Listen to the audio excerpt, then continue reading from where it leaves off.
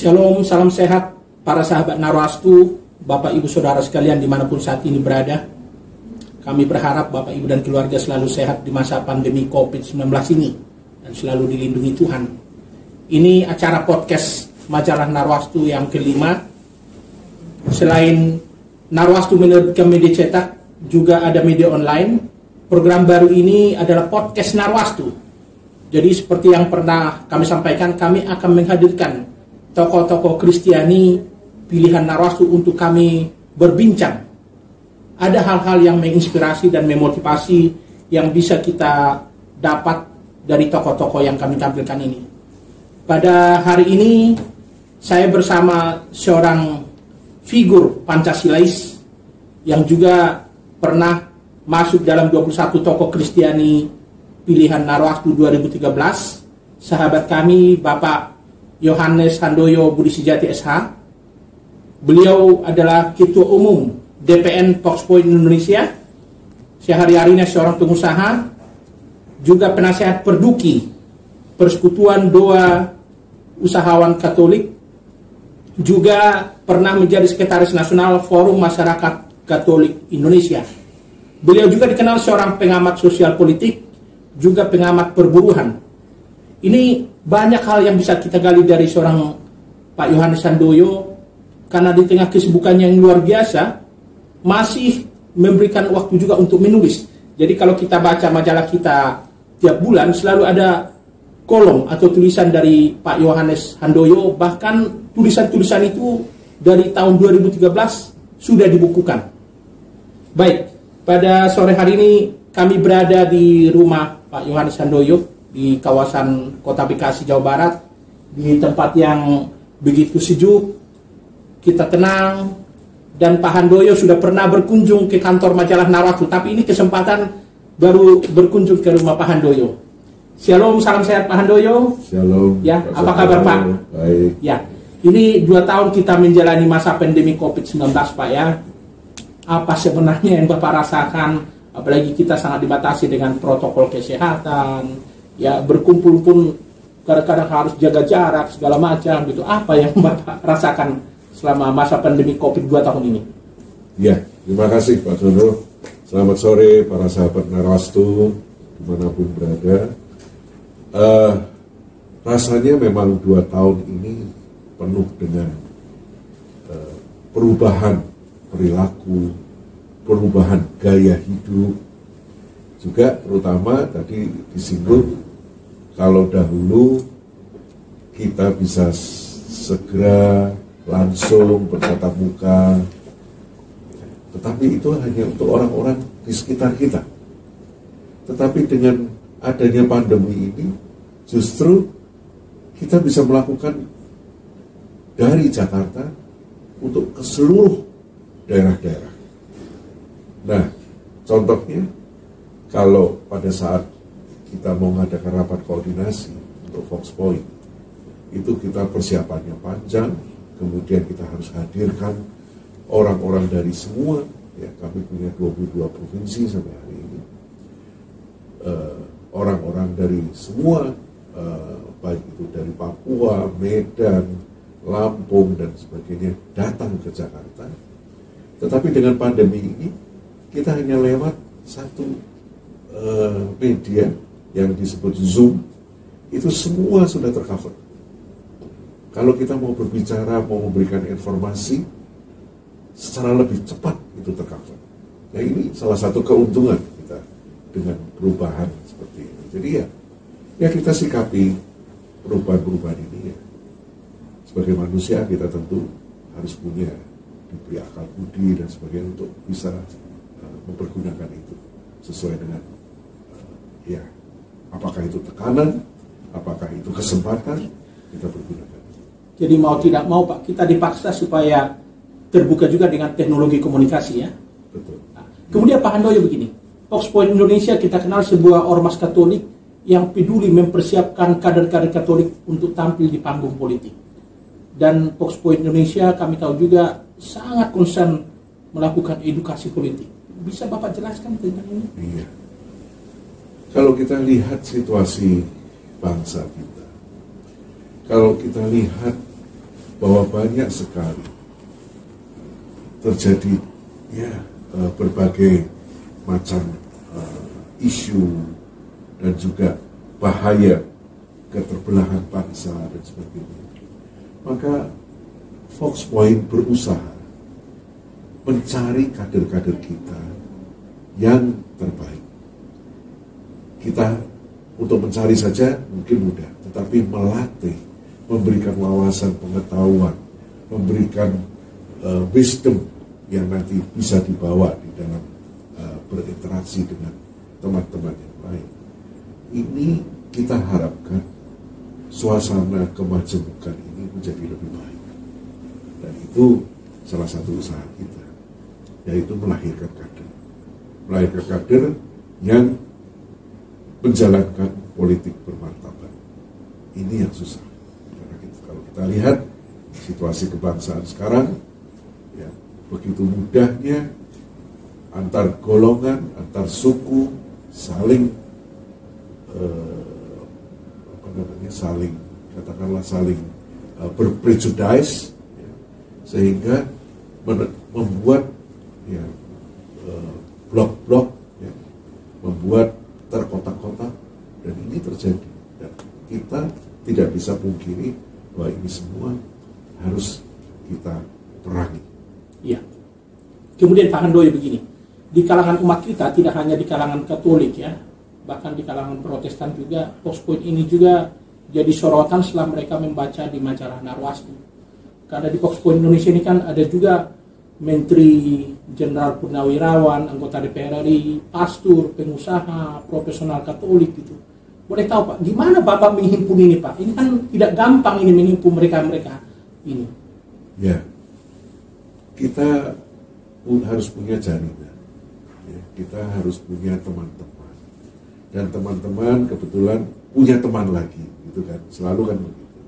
Sehingga Fox Point yang dahulunya dipelopori oleh 27 orang pada saat berdiri, sekarang ribuan pasti, karena kita di 22 provinsi dan sekitar 94 kabupaten kota yang ada di Indonesia.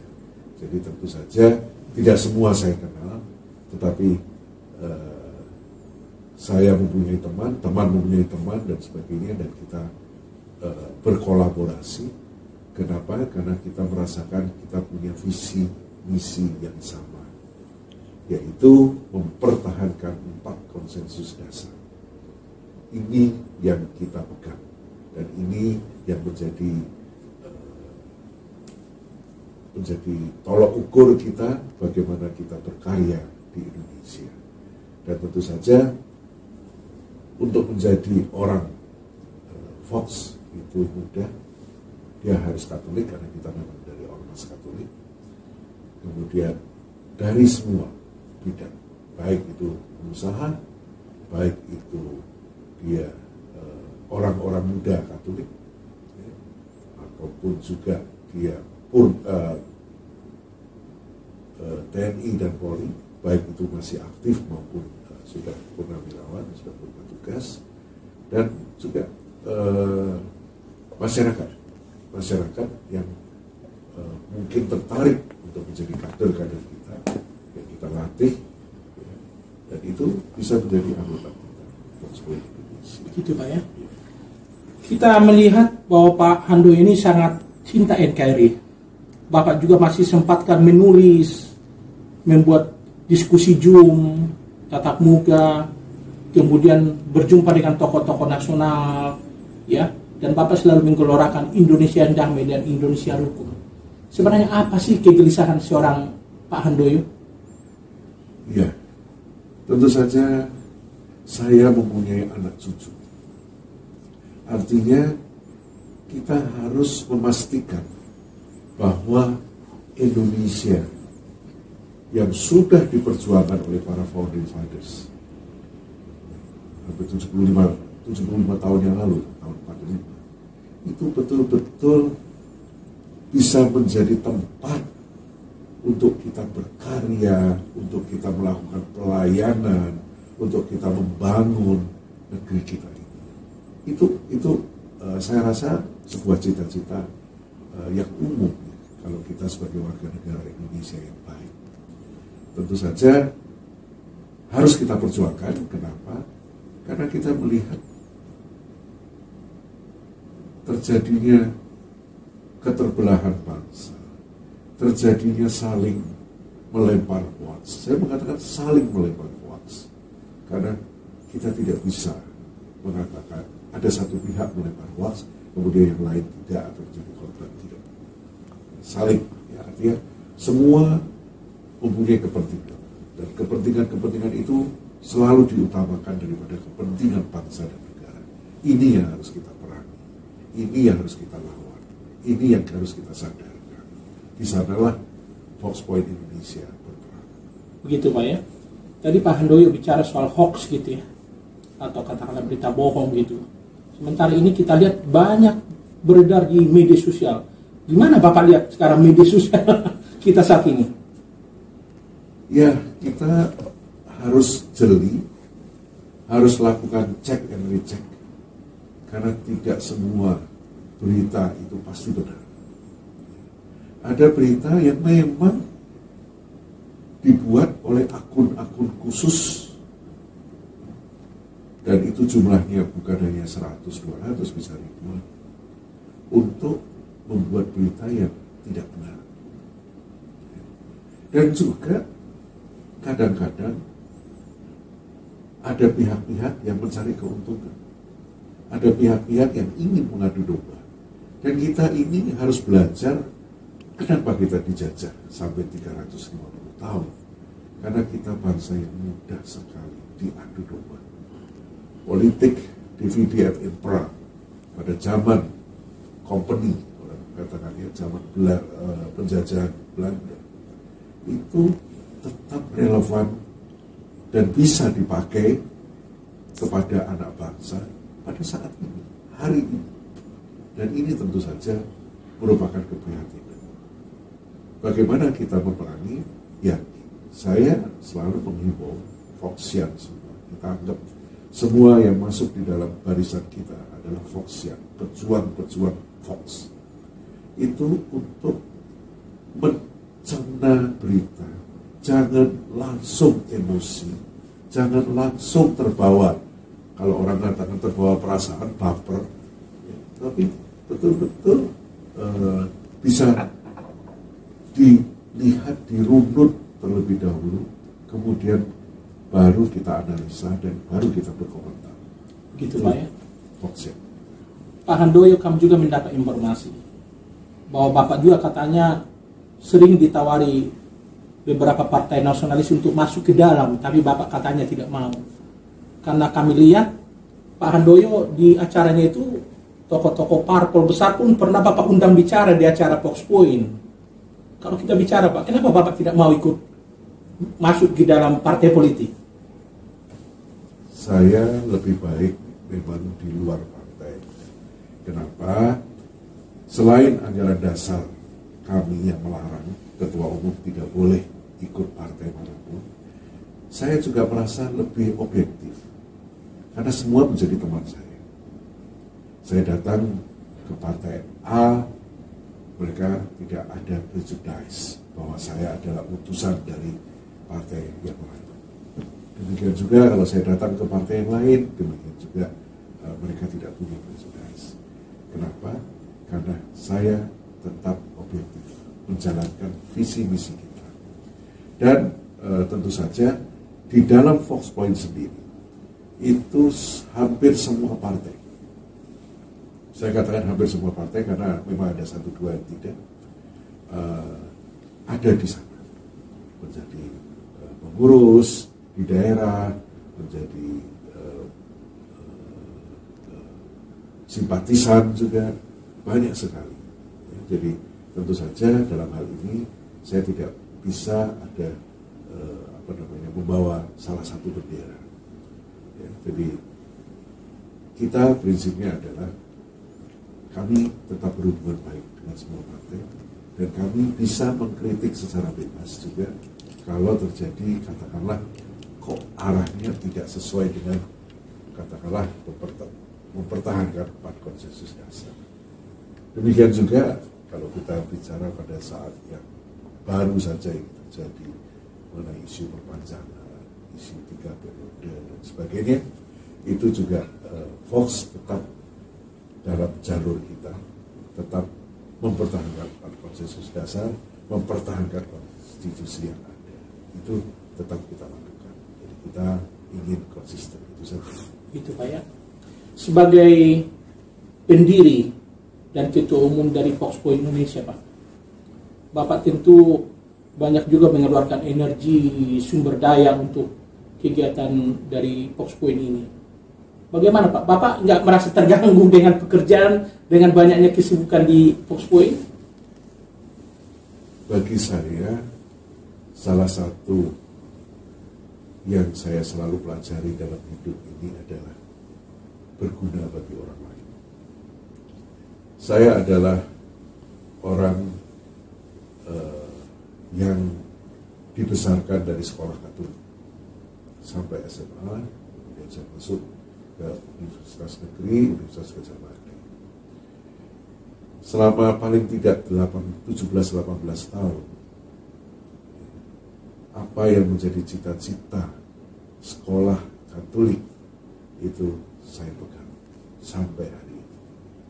Ya, man for others. Ya. Juga kita harus perhatikan orang yang terpinggirkan, orang kecil. Itulah makanya saya mencoba dalam hidup saya mengatakan kepada Tuhan, Tuhan, kalau saya masih diberi umur panjang, perkenankanlah saya mengabdi kepada negara ini, tetapi dengan mengabdi yang benar.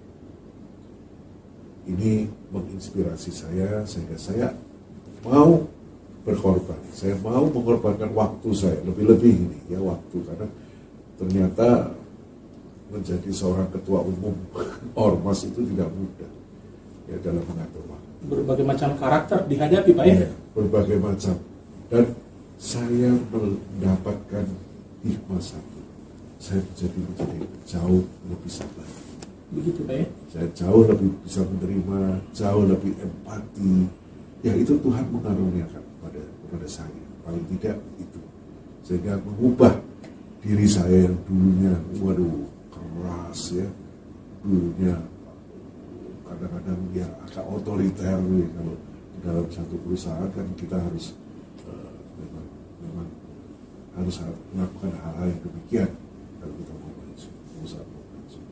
Tapi di ormas ini saya mengabdikan diri saya melayani.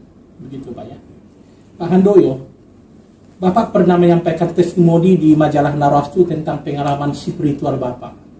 Bapak waktu itu sampaikan, kalau saya mengurus Foxpo Indonesia ini, saya berikan waktu, tenaga, pikiran, bahkan dana untuk Foxpo ini.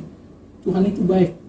Nampaknya pekerjaan pun dipermudah. Mungkin Bapak bisa jelaskan Pak, pengalaman rohani itu? Saya merasakan itu, dan ini kebenaran-kebenaran yang saya yakini dengan iman saya. Saya hanya tahu janji Yesus adalah memberi kekuatan kepada kita. Dia tidak akan membuat saya kaya, ini wah saya ingin kaya, oh jadilah kaya, tidak. Tapi memberikan kekuatan saya untuk berusaha, kekuatan saya. Dan memang setiap waktu saya, kalau kita bagi 100% waktu, itu 70 sampai ya 75% waktu saya itu untuk mengurus Fox. Gitu Pak ya. Karena banyak sekali masalah dan sebagainya. Kadang perusahaan saya yang terpaksa saya harus nomor sekian kan, itu menghadapi masalah dan sebagainya. Suatu waktu saya menghadapi masalah yang cukup serius dengan perusahaan saya. Nggak tahu kenapa, tiba-tiba salah satu teman ada yang telepon saya, kemudian ngobrol, kebetulan ini saya ngomong, saya punya kesulitan ini, dia selesaikan itu, dia bantu saya. Sampai saya mengatakan, ini Tuhan kirim ini. Inilah cara-cara Tuhan menolong, Pak ya. Iya. Sehingga saya katakan, saya harus lebih tekun. Tuhan tidak akan tinggalkan saya. Dan satu hal yang saya ingat, Tuhan tidak pernah mau berhutang kepada kita. Tidak pernah mau berhutang. Makin kita menundukkan diri, makin kita merendahkan diri, makin kita memasrahkan diri, Tuhan yang akan atur kita. Begitu, Pak ya. Kalau keluarga sendiri bagaimana, Pak, dukungannya ke Bapak dengan banyaknya kegiatan ini? Bapak tiba-tiba hari ini di kota Anu, besoknya lagi udah di kota berikutnya. Bagaimana keluarga? Ya, keluarga. Apalagi Bapak kan sudah seorang kakek ya? Iya, saya punya 5 cucu. Ya, saya merasakan dukungan dari keluarga. Ya, walaupun kadang-kadang mengatakan, wow, banyak kali sih ini sehingga nggak sempat ini. Tapi mereka pada dasarnya mereka tahu. Mereka tahu passion saya. Mereka tahu memang inilah kehidupan saya. Dan inilah Tuhan kirim pada keluarga ini. Bahwa saya ya harus begini. Harus katakanlah melayani. Harus itu aja. Itu, Pak ya. Kemudian gini Pak Handoyo. Waktu Bapak kemarin hadir memberikan sambutan di acara ibadah syukur PDKB, Partai Damai Kasih Bangsa PDKB, Bapak menyampaikan Fox Point siap memberikan kader-kader untuk masuk ke partai berbasis Kristiani. Mungkin bisa dijelaskan. Ya. Fox itu harus ada di mana-mana. Fox punya banyak kader. Dan kalau kita persembahkan, karena memang inilah cara kita mengelola kekuasaan, cara kita benar-benar berperan dalam negara kita adalah melalui partai politik. Tentu saja saya tidak keberatan. Bahkan kader-kader kita ada di mana-mana, di Gerindra, di PDIP, di Nasdem, di mana saja yang ada, di Perindo, di PSI, semua ada di sana. Jadi memang tujuan kita adalah memberikan kader-kader kita yang terbaik. Dengan maksud, jadilah garam dan terang di mana Anda ditugaskan, di mana Anda berada. Ya kalau di parpol A, ya jadilah garam dan terang di sana. Iya. Pak Handoyo, seorang tokoh Katolik yang juga seorang politisi, Pak Gregorio Seto Haryanto, yang kita tahu juga seorang begawan politik Indonesia, pernah menyampaikan gini, kita harus berpolitik dengan nilai kasih. Politik itu suci. Bapak bagaimana? Setuju sekali. Politik itu sebenarnya, karena ini bonum komuni, ya, arah kita adalah mensejahterakan. Ini sesuatu yang baik. Dan kalau kita sebagai orang-orang yang mau berbuat baik, menjauhi politik, maka orang-orang yang tidak akan berbuat baik itu malah yang terjun ke sana. Akibatnya ya seperti ini. Kita bisa lihat arah politik kita, bagaimana kita melihat tokoh A, tokoh B, tokoh C, kemudian kita bisa nilai terus bagaimana KPK dengan banyak mengadakan tangkap tangan dan sebagainya. Itu adalah contoh-contoh yang sudah diberikan sebetulnya oleh Tuhan ya kepada kita semua. Jadi kalau kita sebagai orang-orang Kristen, sebagai orang-orang Nasrani ya, yang merasa sudahlah itu bukan kewajiban kami, maka orang-orang maka posisi-posisi itu akan diduduki oleh orang-orang yang punya niat kurang baik. Jadi memang harus orang-orang baik yang masuk ke partai politik ya Pak ya, bukan orang-orang jahat supaya negara ini semakin baik Pak ya. Orang baik pun kadang-kadang dengan tergoda oleh banyaknya godaan belum tentu akan tetap menjadi baik. Apalagi kalau ada orang yang punya niat tidak baik, itu pasti lebih mudah jalan. Itu saja. Oke. Satu lagi Pak Handoyo. Apa harapan Bapak kepada umat Kristiani termasuk kepada pimpinan umat?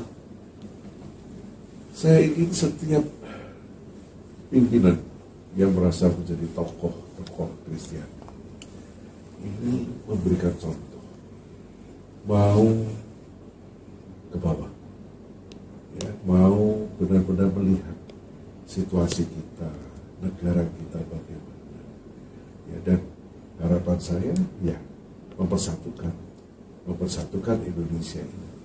Bahwa ada perbedaan pasti, dengan kebinekaan kita pasti ada perbedaan. Saya selalu mengatakan bahwa suami istri saja selalu ada perbedaan, banyak sekali perbedaan, tapi mereka bisa menjadi suami istri yang baik. Anak-anak, saudara-saudara kandung itu juga sepertinya dari satu papa satu ibu kok, tapi tetap punya perbedaan. Itu Tuhan yang memberikan. Nah, kita harus menjadi seperti itu, contoh yang sudah diberikan secara alami oleh Tuhan kepada kita, bahwa pasti ada perbedaan. Tapi tolong, istilahnya katakanlah sekarang kadrun, kemudian gampang sekali mengatakan radikal, itu tolong dihilangkan. Ada radikal, ada orang-orang berpikir mau mengislamkan negara ini bisa, ada. Tetapi mengapa kita tidak saling menyapa, saling memberitahu, memberi informasi yang baik, saling berdialog, sehingga orang-orang yang punya niat jahat pun kadang-kadang akan berbalik. Tapi kalau makin kita jauhi, makin kita musuhi, maka perang menjadi solusi terakhir. Dan itu yang kita tidak mau. Baik. Terima kasih Pak Handoyo atas perbincangan kita hari ini. Bapak Ibu para sahabat Narwastu, itulah perbincangan kami dengan tokoh senior kita, Bapak Yohanes Handoyo Budi Sejati. Ada banyak yang bisa kita petik dari perbincangan ini. Bagaimana beliau sebagai anak bangsa masih memberikan waktu, tenaga pikiran, bahkan dana untuk mengupayakan kerukunan, perdamaian di tengah umat dan bangsa ini. Kita berharap banyak figur-figur yang lahir seperti Pak Yohanes Handoyo. Kiranya perbincangan kita ini bisa memberikan inspirasi, motivasi kepada kita. Bapak Ibu para sahabat Narwastu, inilah podcast kami yang kelima. Kiranya bermanfaat. Ikuti terus podcast kami. Kami juga mengucapkan salam sehat untuk Bapak Ibu Saudara sekalian. Salam kasih Narwastu. Kiranya Bapak Ibu dimanapun saat ini berada, kiranya dilindungi Tuhan yang Maha Rahmat. Shalom. Tuhan memberkati kita dan Tuhan memberkati Indonesia.